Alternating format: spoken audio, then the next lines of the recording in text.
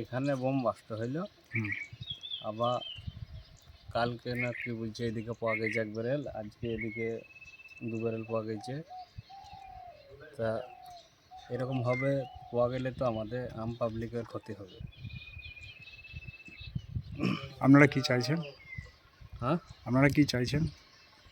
আমরা চাইছি এসব জিনিসগুলো সরানো দরকার।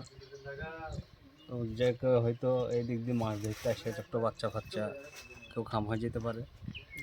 কত আতঙ্কে আছেন আপনারা? কতটা আতঙ্কে আছেন? আতঙ্কে আছি। যে পুলিশ প্রশাসন কতটা ভয় আছেন? ভয়ে তো থাকতেই হবে। এরকমভাবে যদি পাওয়া যায়, হুট করে যদি কেউ পড়ে, তাহলে ক্ষতি তো আমাদেরই হবে। এই জায়গাটা কি জায়গা? এটা হচ্ছে ছেতিনি ঘোষপাড়া। নামও জিজ্ঞাসা করা